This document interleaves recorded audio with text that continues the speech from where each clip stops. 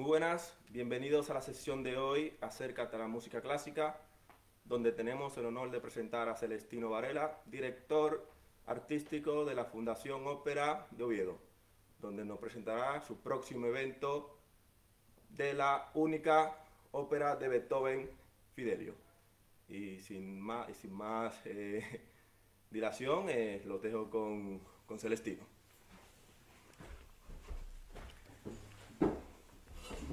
Gracias, Manuel. Gracias. Manuel, que va a ser mi ángel de la guarda hoy aquí, porque yo con esto de la tecnología me lío un poco. Nada, voy a quitarme la mascarilla un poco, ya que estamos a las distancias de seguridad. Nada, bueno, un placer estar aquí otra vez con todos los espectadores de esta iniciativa del Ayuntamiento de Oviedo a través de los centros cívicos, donde, bueno, ayudan a llevar este momento tan difícil que estamos pasando, como es el del COVID, pues siguiendo todas las recomendaciones de las autoridades sanitarias y pasando mucho en tiempo en casa, ¿no? Y una de las formas es acercándonos, bueno, pues toda esta programación, en este caso de hoy con la ópera, ¿no? Con nuestro mundo de la ópera, en el que somos una de las ciudades de referencia en España, ya que, bueno, Hoy digamos que vivimos un momento complejo, pero estamos en una ciudad que tiene 73 años de historia. En cuanto a las temporadas de ópera, arrancamos en 1948, con lo cual este impulso histórico nos está viniendo muy bien hoy también, cuando hemos tenido un pequeño frenazo en nuestra temporada, nuestra 73ª temporada, después de los dos primeros títulos, y confiamos, tras las reuniones de esta tarde, que están teniendo lugar esta tarde, de autoridades sanitarias con el gobierno del Principado, que mañana, día 10, podamos retomar la actividad de nuevo, ¿no? Hace muy pocos días estaba aquí también con los compañeros del Ayuntamiento de Centros Sociales hablando de Madame Butterfly, que era la ópera que teníamos pensado estrenar en noviembre, pero que no pudimos hacerlo finalmente porque, bueno, pues la situación empeoró, como todos sabemos, y las restricciones llegaron también al teatro y tuvimos que cerrar, ¿no? Entonces, pues bueno, fue un momento bastante duro, sobre todo lo que es despedir a toda la gente, a todos los compañeros, dejar el teatro vacío, dejar la producción durmiendo allí en el teatro sin saber realmente lo que iba a pasar y estrujándonos un poco dentro de la Fundación Ópera de Oviedo la cabeza para saber lo que podíamos hacer y si iba a ser posible en algún momento retomar la temporada. Como os comentaba hace un poco, confiamos en que en las próximas horas sepamos algo y bueno, nos gustaría poder decir que mañana retomaremos la actividad, mañana día 10, y que sería nuestro estreno de Fidelio, que es la ópera de la que vamos a hablar hoy. Será nuestro estreno de Fidelio, pero realmente no nos hemos olvidado de Madame Butterfly. Yo no sé si estos días habréis podido ver en la ciudad y en más ciudades asturianas, porque bueno, es la ópera de Oviedo es la ópera de Asturias. La mano de dos heroínas, la mano de dos personas que han servido este año un poco ese tipo de dibujo para ilustrar los títulos de la temporada, y quisimos un poco mandar el mensaje de dos mujeres fuertes, como son Madame Butterfly y Leonora, la protagonista auténtica de Fidelio, aunque tenga un nombre de Fidelio. Fidelio es el personaje del que ella se disfraza para ir a rescatar a su marido, pero habréis visto en la ciudad muchos mupis de publicidad a la mano de estas dos mujeres abrazadas y entrelazadas, y es que el mensaje que queríamos transmitir un poco era que las dos óperas tuviesen cabida al mismo tiempo, ¿no? Y yo creo que vamos a poder conseguirlo. Es un momento histórico para la temporada de ópera ovetense, porque estamos hablando de 11 representaciones que van a tener lugar. Insisto, ojalá que desde mañana hasta el día 21 de diciembre, y es un auténtico tour de force para cualquier temporada de ópera. Somos un teatro realmente que está abocado a unas limitaciones muy grandes del propio edificio. Nuestro Campo Amor es un teatro muy antiguo Y bueno, pues el reto de llevar adelante dos representaciones, pues bueno, es auténticamente un tour de force para toda la gente que estamos dentro del teatro, tanto artistas como técnicos y todos los empleados. Antes de comenzar un poquito, sí que quiero significar el esfuerzo tan grande que va a suponer esto y dar las gracias encarecidas a todo el mundo que está participando, porque realmente va a ser algo histórico para la ciudad y en muy pocos teatros se puede llegar a ver esto, ¿no? Un tour de force, un maratón auténtico lírico. Como hace días os comentaba en la introducción de Madame Butterfly, la estructura un poco de estas charlas pasa por dividir el tiempo que tenemos en tres bloques, un poquito una introducción de lo que es la ópera. Por otro lado, me gustaría hablaros del título, y en un tercer apartado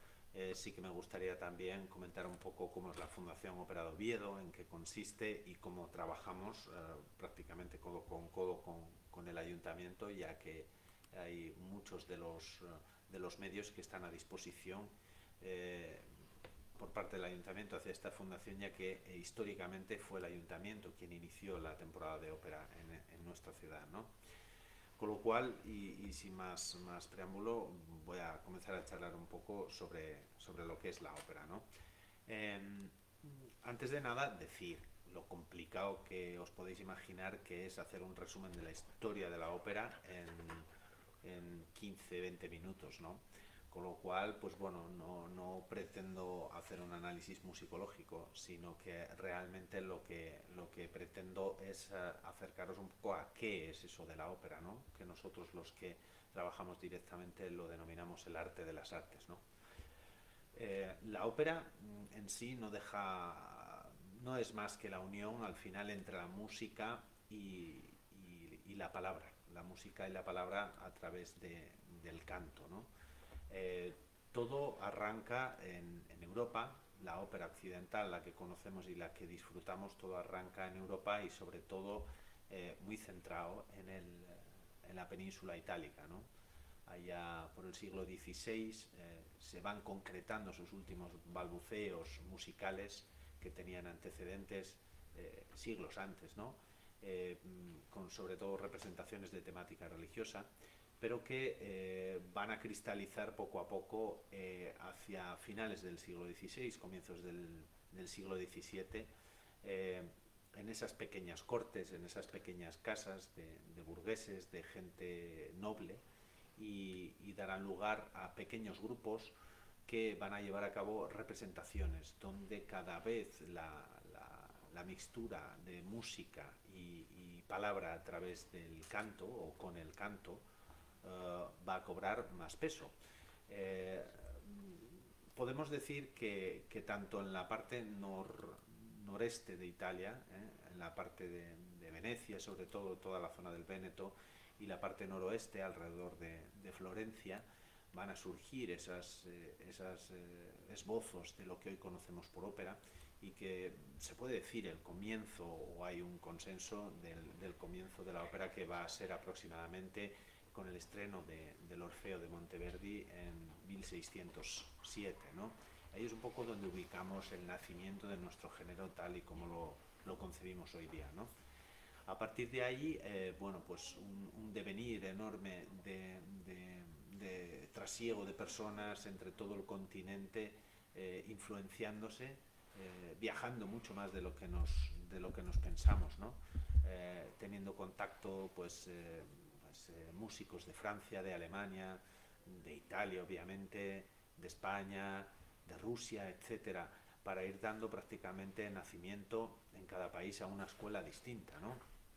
Que va adentrándose en el propio siglo XVIII. Vamos a poder decir que la música nace, la ópera nace en Italia para ir poco a poco extendiéndose a todo el continente, ¿no? ¿Qué hablar de los primeros tiempos? Sobre todo alguna característica de este primer tiempo de ópera, como puede ser las voces, ¿no? Lo curioso que tiene esta primera época de ópera barroca es ese uso de los cantantes castrados, ¿no? Esa costumbre que viene de la liturgia, por la imposibilidad de cantar las mujeres y que conllevaba, bueno, pues la castración de los niños. Con lo cual muchos de los protagonistas de esas óperas barrocas de temática prácticamente enclavada en la mitología griega, en la mitología latina, van a tener como protagonistas esos primeros divos, que eran los castrados. Los castrados pues realmente tenían una peculiaridad vocal y eran un cuerpo de hombre, bueno, pues esas voces que tenían esa facilidad para las agilidades, esos caudales de aire tan enormes y lo agudo que podía llegar a ser la tesitura en la que cantaban estos cantantes. Esto es debido, después de la castración, a la falta de desarrollo de toda la zona de la laringe,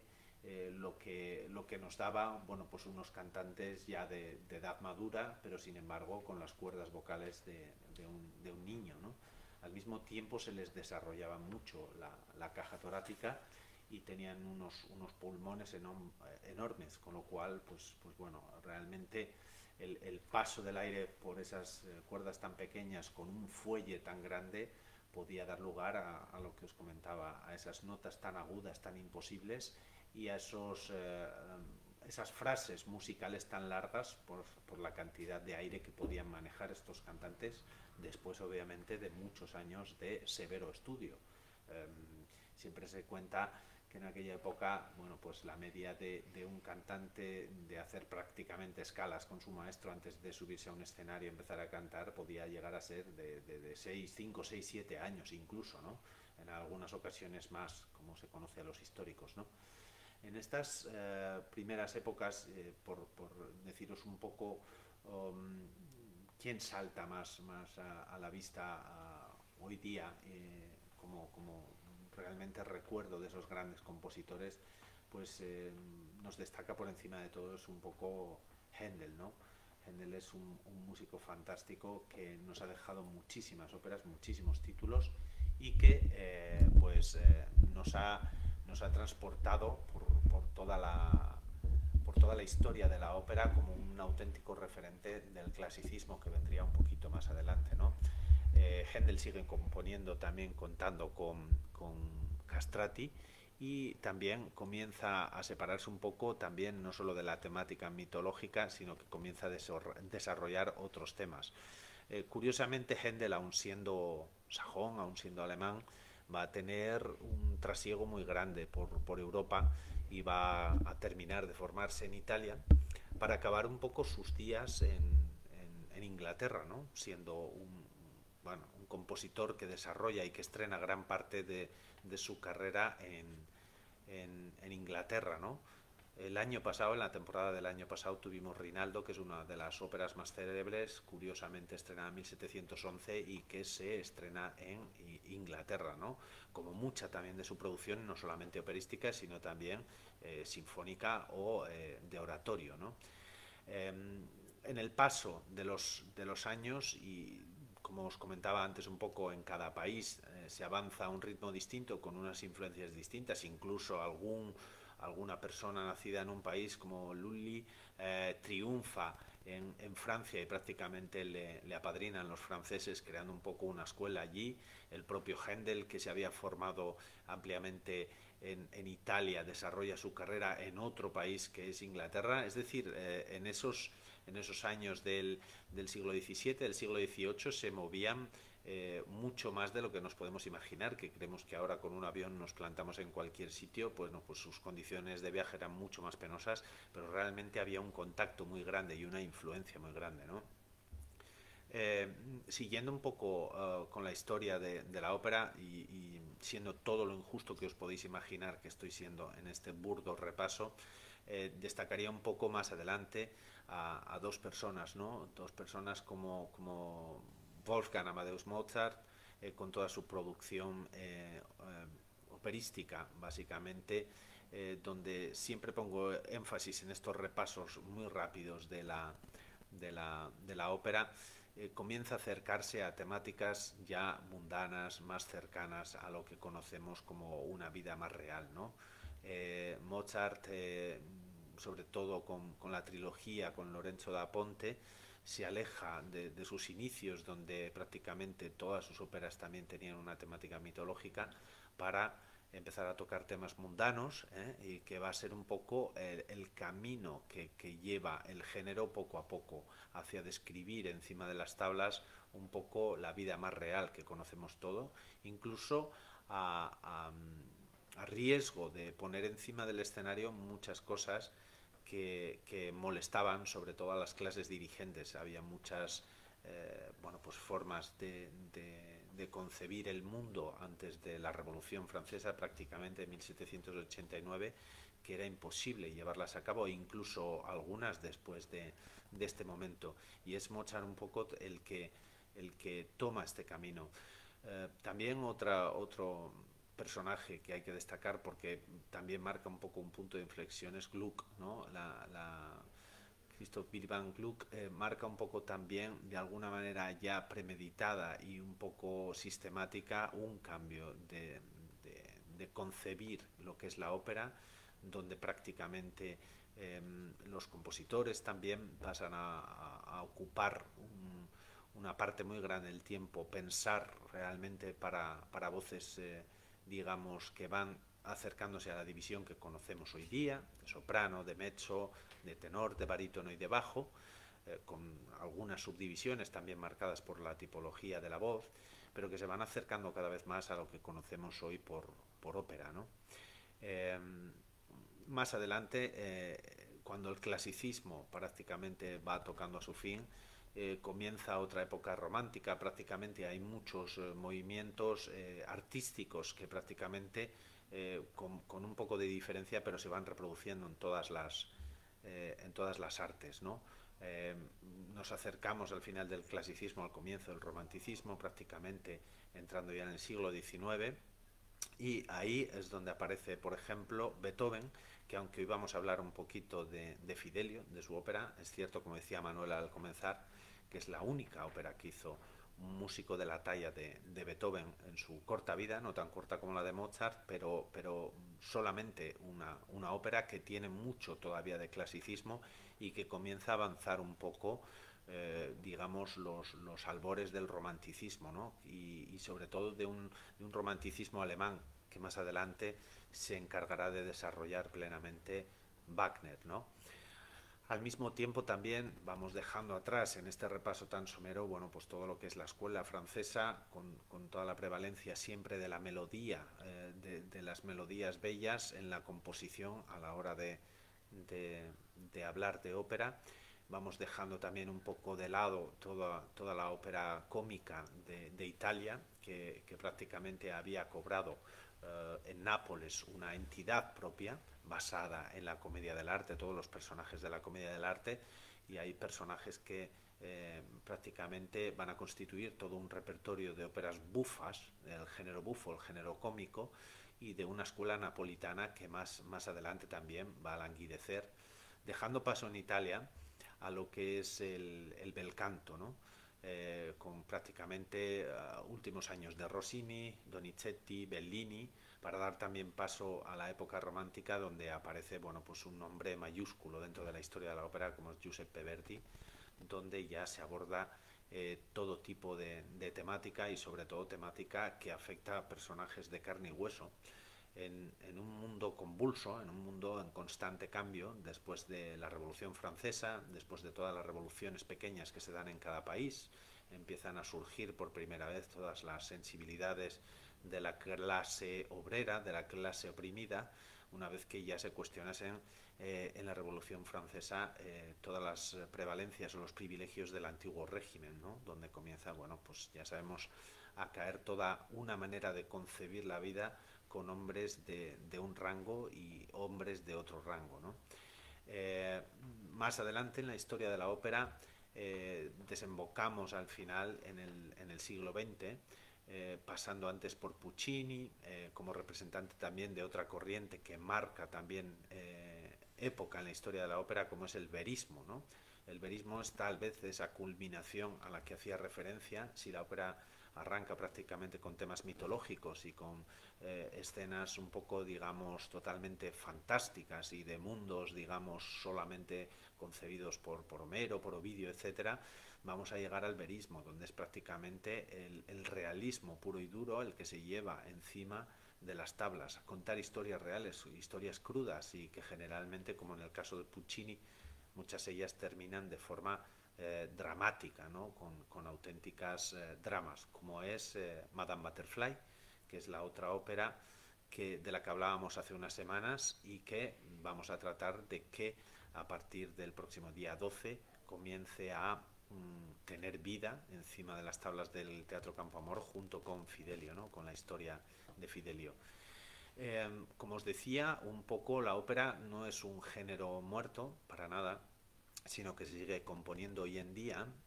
después de venir de un siglo XX, donde las distintas escuelas también, básicamente, digamos, afincadas en Austria, en el centro de Europa, con toda la música de referencia serial, dodecafónica, etcétera, esa escuela vienesa, donde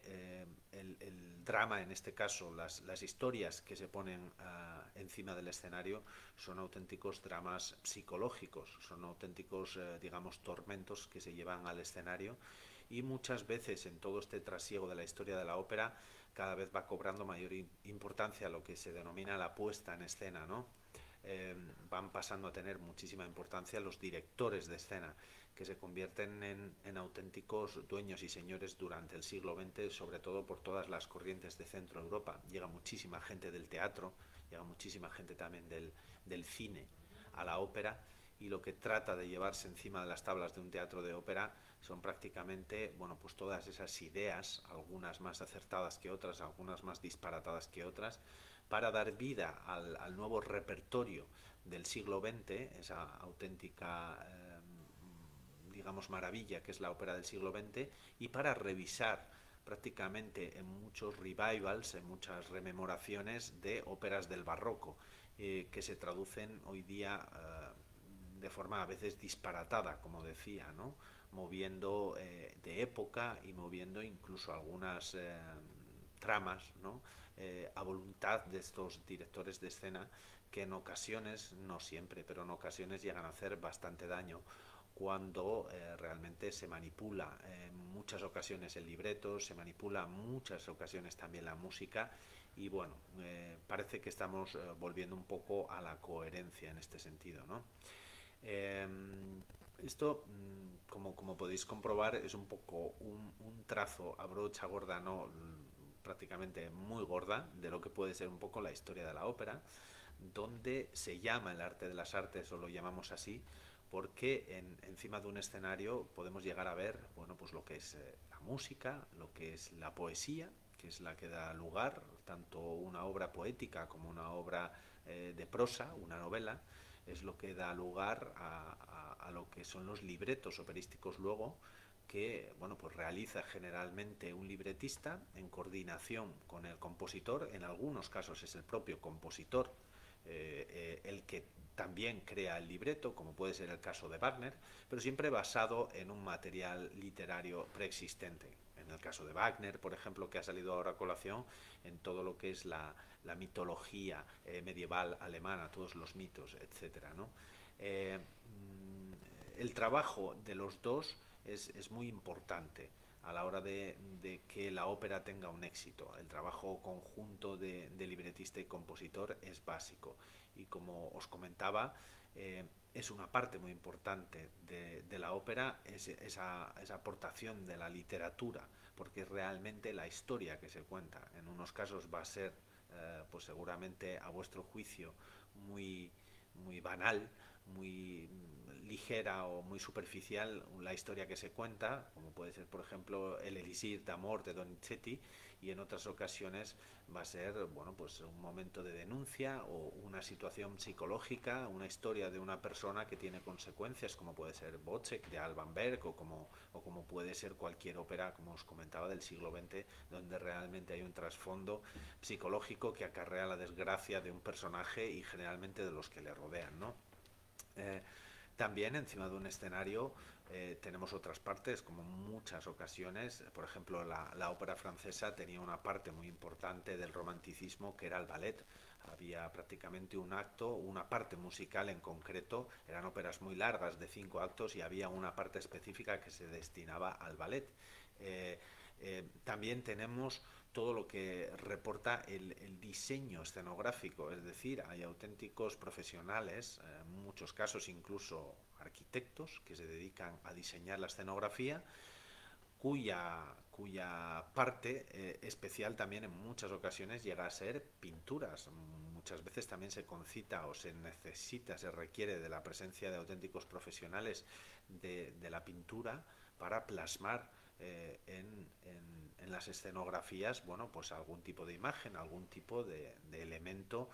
digamos que, bueno, pues rubrique una puesta en escena. Y hoy día hemos llegado también al mundo de las nuevas tecnologías, con lo cual todos los juegos de proyecciones que se pueden hacer con cualquier programa de ordenador han llevado también a montajes operísticos pues las últimas tecnologías, desde el láser hasta imágenes proyectadas. El año pasado también en esta producción que hacíamos de Rinaldo, pues tuvimos también oportunidad de ver estas nuevas tecnologías, no tan nuevas porque eran videocroma, pero bueno, al servicio de la ópera, de un género que prácticamente, como os decía, tal y como lo concebimos hoy, nace en los comienzos del siglo XVII y estamos en 2020, bueno, pues hablando de la ópera, seguimos hablando de la ópera con esta pasión y con esta desmedida, ¿no? Eh, sí que a mí, como director artístico ahora de la Fundación Ópera de Oviedo, me gustaría hacer, solo por terminar este pequeño espacio de introducción a la ópera, una reflexión, ¿no? Eh, Hay que concebir la ópera como un elemento también que nos ayuda a algo más que a pasar un buen rato en el teatro, o que nos sirve para ver en directo lo que hemos podido escuchar en un disco, algún cantante conocido, y ver lo que supone de espectacular escuchar una voz humana, pasar por encima del sonido de una orquesta, generalmente 50, 60, 70 profesores en el foso, eh, dejarlo como una mera anécdota de pasatiempo, ¿no? De entretenimiento, y es realmente sacar una conclusión de lo que es realmente el mensaje que la inmensa mayoría de los títulos llevan dentro. Como cualquier novela de Shakespeare, Shakespeare que da también o da también pie a muchos títulos muy conocidos, Otelo, Hamlet, Macbeth, etcétera. Siempre se esconde detrás de un gran título de ópera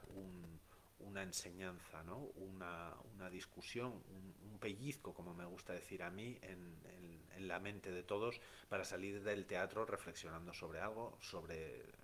cómo somos como individuos, cómo somos como sociedad. Y muchas de las óperas, las grandes óperas, los grandes títulos, llevan aparejado dentro una reflexión sobre lo que somos los seres humanos y lo que podemos llegar a ser, ¿no?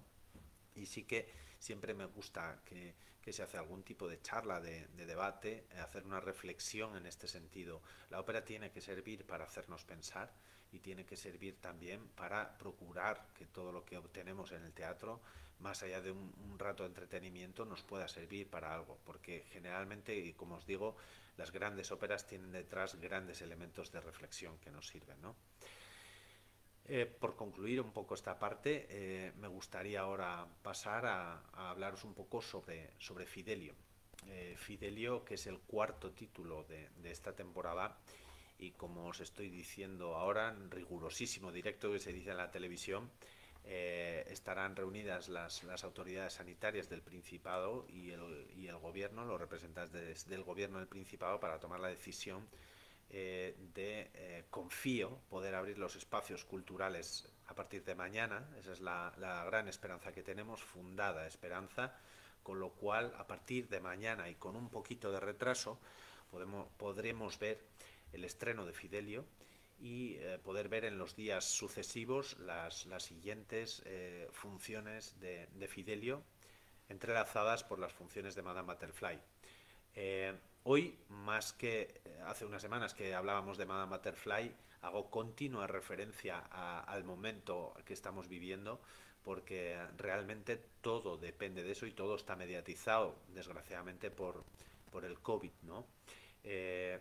por explicaros un poco, nosotros trataríamos mañana de abrir el teatro recuperando las 630 plazas que tenemos asignadas este año, que es como un 43% de nuestro teatro del Campo Amor, de las 1.400, casi 1.500 butacas que tiene, con lo cual está siendo un esfuerzo muy grande para nosotros. Tenemos prácticamente 3 compañías de cantantes aquí, cosa que, bueno, pues hacía muchísimos, muchísimos años, tal vez desde los últimos 40 y los primeros 50 que no se daba aquí, cuando prácticamente alrededor de San Mateo se hacían 4 o 5 títulos seguidos. Y como os decía, es un auténtico maratón para nosotros y confiamos que mañana Fidelio pueda ver la luz. Fidelio, os comentaba antes un poco, es la única ópera que hace Beethoven, ¿no? Este enorme músico que también marca parte de la historia de la música en la humanidad y que tuvo una existencia, bueno, pues por circunstancias personales sobre todo que afectaron en un principio a todo lo que rodeaba su vida con su familia y luego lo que le afectó a su propia existencia con una enfermedad terrible que acabó, como podéis saber todos, con una sordera increíble que le imposibilitó, más allá de otras complicaciones que terminaron con su vida antes de que cumpliese incluso los 60 años. Pero es la única ópera de Fidelio y no por ello es una obra para el menor, sino que él en muchas ocasiones llegó a manifestar que tal vez por lo que le costó dar a luz a Fidelio era su hijo más querido, como él lo comentaba, ¿no? Eh, no es una persona, como podéis imaginar, con una sola ópera que llevó a cabo, que se sumergiese en el mundo lírico, si bien lo admiraba mucho y si bien él fue luego precedente de una escuela romántica de la ópera con el testigo que prácticamente coge luego Wagner, ¿no? Y sí le conocemos a Beethoven sobre todo por su faceta más de músico, de lo que conocemos vulgarmente como música clásica, prácticamente en todos los formatos, sonatas, conciertos para piano, sinfonías, etcétera. Es uno de los más grandes representantes de la producción musical a nivel de toda la historia de la humanidad. Y sin embargo hizo solo esta ópera. Esta ópera que ve la luz en 1805 y que realmente como él la percibía como algo imperfecto, todavía hizo varias revisiones hasta propiciar 2 estrenos más, después de 1805-1806, para al final, instado también incluso por amistades muy cercanas, volver a una última revisión, que es la que vamos a ver aquí en Oviedo y que se estrena en 1814, ¿no? Fidelio sobre todo, y yo estos días, porque uno puede leer mucho, ¿no? Pero sobre todo estos últimos días en los ensayos en el teatro,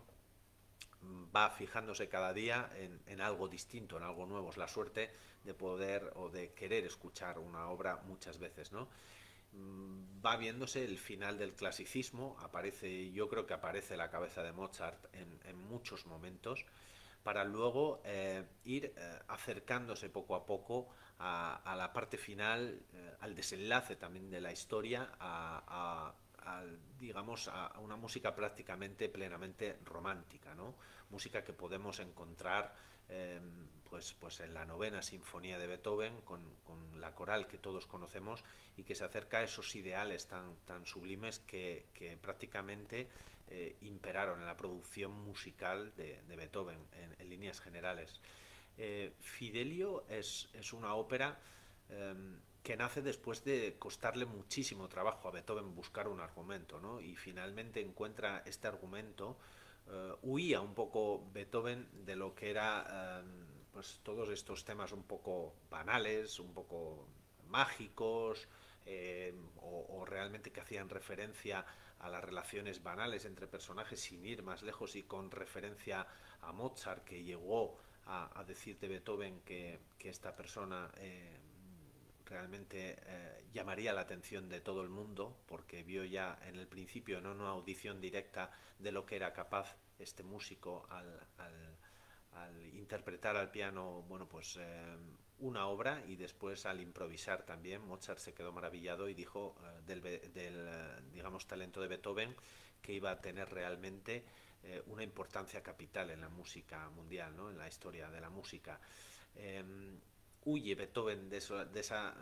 temática que podía caracterizar el Singspiel, que es una especie de ópera alemana donde se alternan partes habladas y cantadas y que está un poco en el comienzo de Fidelio, ¿no? Con el diálogo de los tres primeros protagonistas que aparecen de Rocco, de Marcellini y de Giacchino, para ir poco a poco adentrándose a lo que os decía, a música que suena a momento trascendental, a grandes ideales. De hecho,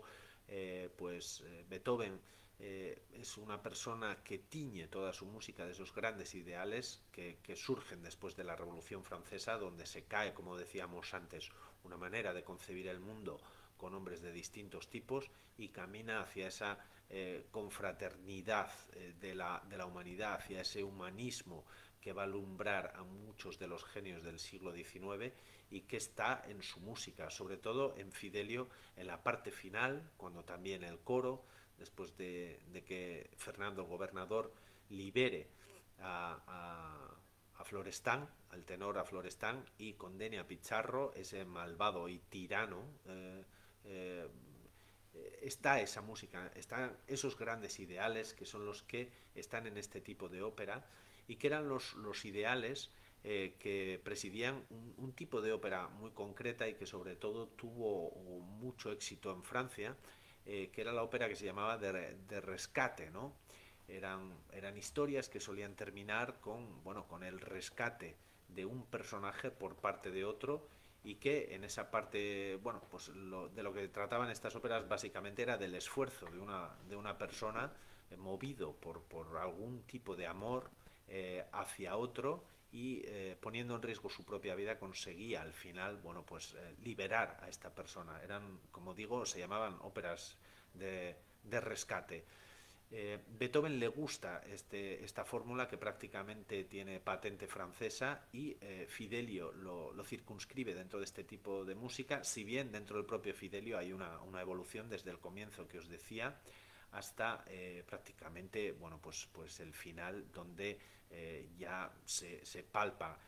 la mentalidad o la línea compositiva de este tipo de títulos de rescate. La gran escena final de Leonora rescatando a su marido, porque es otra de las cosas que llaman la atención de este título. Realmente el protagonista no es Fidelio, podemos pensar que Fidelio es un protagonista masculino, no, sino que Fidelio es el nombre figurado que se da Leonora, que es la auténtica protagonista. Leonora tiene a su marido encarcelado injustamente por un tirano que se llama Pizarro y la ópera trata de este esfuerzo de ella para vestirse, para disfrazarse, introducirse, ganar la amistad digamos, del carcelero, de Rocco, que es el bajo en la ópera, para al final, después de una serie de circunstancias, acabar encontrando a su marido y liberándolo, ¿no? Entonces, mucha gente también dice que es una ópera feminista, porque realmente pone en valor el esfuerzo no de un héroe cualquiera, sino de un héroe que es en este caso una mujer. Y bueno, pues todos sabemos el trabajo históricamente que la mujer ha tenido y sigue teniendo, cada vez menos, pero que sigue teniendo para ocupar realmente un puesto de igualdad respecto a los hombres. Y Beethoven dedica prácticamente esta ópera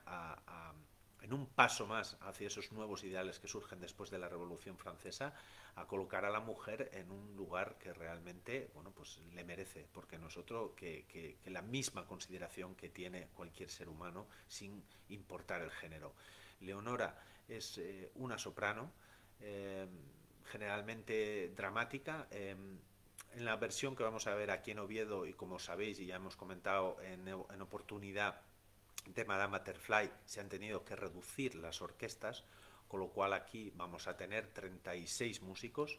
y no los que suele haber, porque generalmente Beethoven tiene una densidad orquestal mayor también y las voces generalmente tienen que ser voces grandes para poder traspasar con una buena técnica vocal esa densidad orquestal. En este caso la orquesta es más pequeña y sin embargo pues bueno, es destacable el cast que tenemos, fantástico aquí en Oviedo, y que bueno, confiamos en que mañana puedan realmente poder poner en marcha estos esfuerzos que íbamos haciendo durante todo este mes. Me gustaría compartir con vosotros algunos momentos musicales. Vamos a pasar por encima algunos momentos musicales para que podáis ver lo que guarda esta partitura de Fidelio, poco conocida por mucha gente, pero que realmente merece la pena. Y sobre todo a todos los que podáis, si finalmente mañana arrancamos, que os animéis a acercaros al teatro, que como sabéis, las dos primeras producciones de este año no ha habido ningún problema, está lleno de medidas de seguridad y el Campo Amor tenemos uno de los teatros más seguros del mundo. Pero bueno, para que vayáis un poco viendo lo que mañana va a sonar en el teatro, vamos a poneros algún breve trocito. Como sabéis, y me pasa siempre, pues bueno, tardo un poco en dar con la tecla exacta, pero vamos allá. Vamos a ver si podemos escuchar primero un poquito de lo que es la obertura, que para los que lo conozcáis o no conozcáis es, bueno, pues esa parte, digamos, musical con la que se inicia una ópera.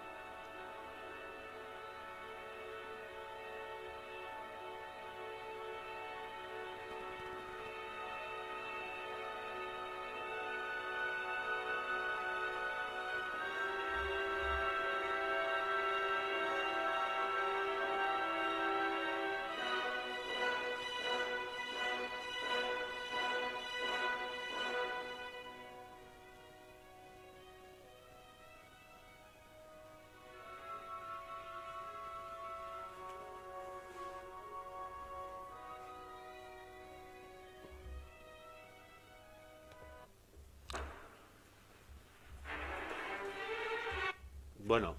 eh, podríamos seguir escuchando toda la ópera, pero bueno, no se trata de esto. Veis un poco un esbozo de lo que es el comienzo de Fidelio con esa música tan maravillosa que, que, que Beethoven, después de probar varias oberturas, acabó dando con esta, que es la del estreno de 1814. Muchas de ellas denominadas Leonora 1, 2, 3, etcétera, porque antes de cantarse por denominar al título Fidelio, él llamaba a la ópera Leonora, que es realmente la obra, digamos, literaria de la que partió la idea para los libretistas, Leonora o el amor conyugal, ¿no? Que es el tipo de amor al que hacía, uno de los tipos de amor que quiere ensalzar también Beethoven. Vamos a escuchar ahora un poquito del área de entrada de Leonora, que como os decía antes, siempre suelen hacerlo sopranos líricas, tirando a... Lírica es una tipología de soprano, digamos, de cuerpo vocal, digamos, medio, dijésemos ahora pequeño paréntesis, tenemos sopranos ligeras, son las que tienen la vocecita más delgada, suelen tener facilidad para hacer agudos arriba y mucha facilidad también para hacer todas esas coloraturas, esas florituras con la voz. La lírica suele ser algo, digamos, más medio dentro del tipo de sopranos, y las dramáticas, que son realmente las voces más imponentes de sopranos y que solemos asociarlas con todo el repertorio wagneriano o algún tipo también de Verdi, ¿no? Determinados títulos. Leonora suele ser interpretada por sopranos líricas o líricas ya tirando a dramáticas, es decir, voces importantes para pasar por encima de esas orquestaciones de Beethoven, del romanticismo, tan densas, tan llenas de músicos, porque esa es otra, esa es la obsesión principal del cantante, que es que su voz pase por encima de ese muro que supone la orquesta, que está abajo en el foso. Eso podemos comentarlo algún día, eso es a base de técnica vocal, obviamente, de mucho trabajo y mucho esfuerzo, y no es tan sencillo como parece. Vamos a escuchar una pincelada de Leonora.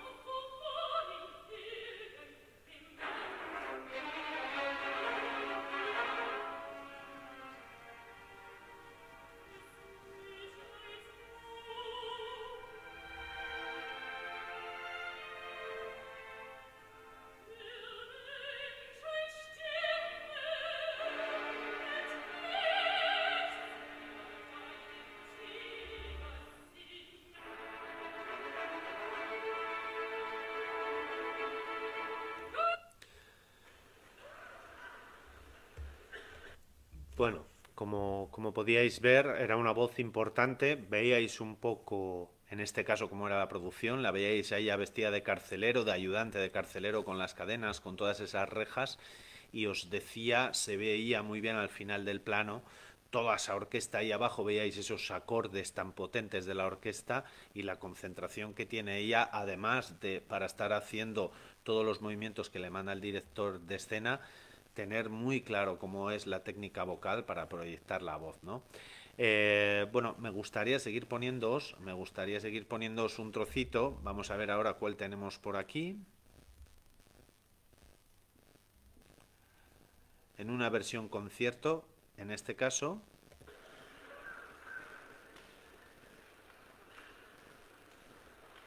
Si podemos ir directamente.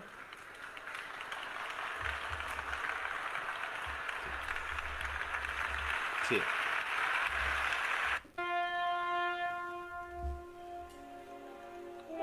Es el aria de Florestan, el tenor, que aparece en el último acto, nada más.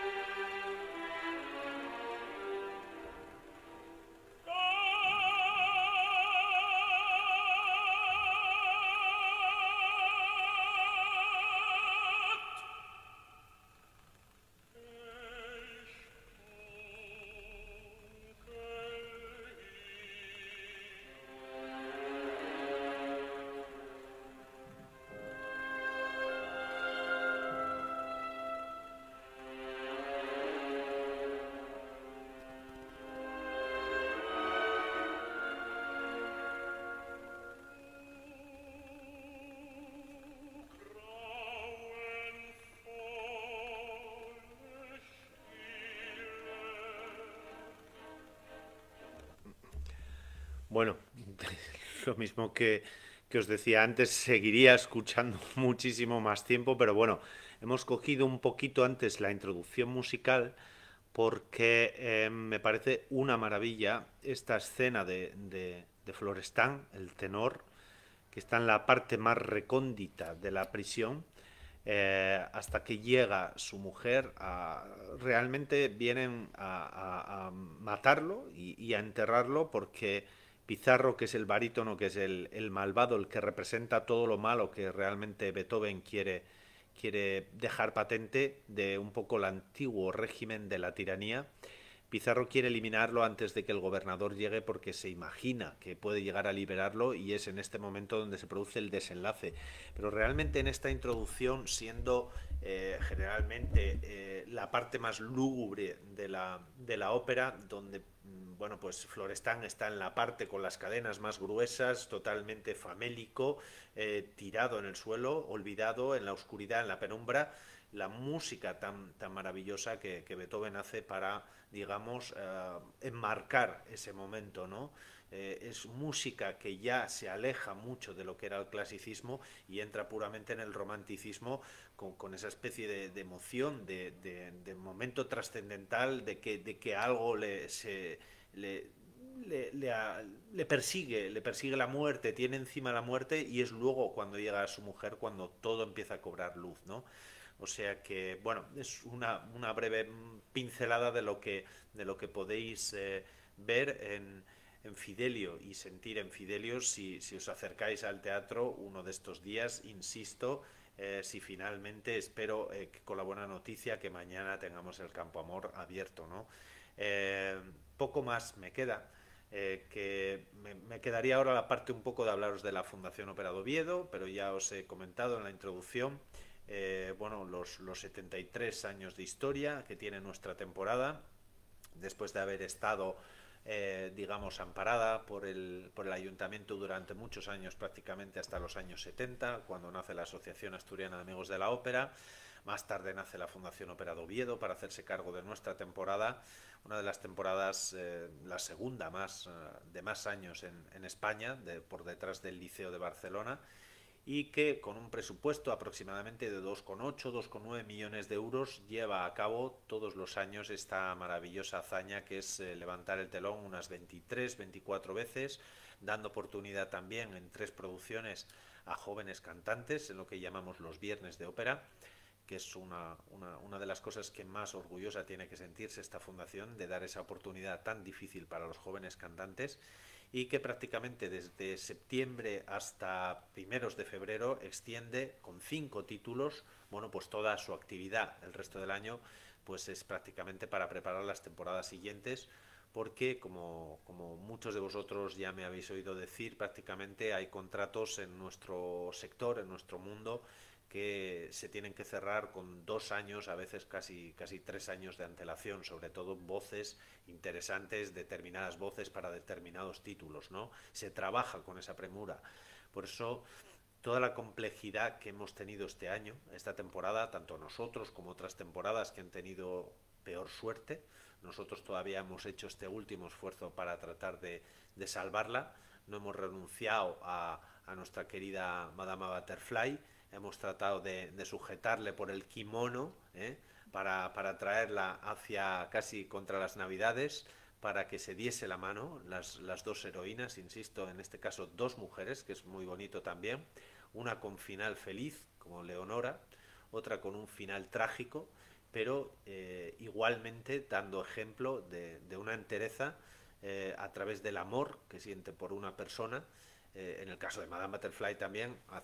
hacia el amor que siente hacia su marido, pero luego al final también ese amor que demuestra por ese niño que deja al final en manos de su marido para ella quitarse la vida, pero se desprende de lo más querido. Leonora, sin embargo, va a tener mejor suerte y va a poder estrechar entre sus brazos a su marido después de haber jugado, de haberse jugado la vida por ello. Dos compositores enormes, Beethoven, Puccini, que se van a dar la mano, estoy seguro de que se darán la mano a partir de mañana en nuestro teatro, en el Teatro de Todos ovetenses, de todos los asturianos y todo el mundo que quiera venir a Asturias a vivir este hecho cultural que es la ópera en una de las ciudades con más tradición operística del mundo, podríamos decir.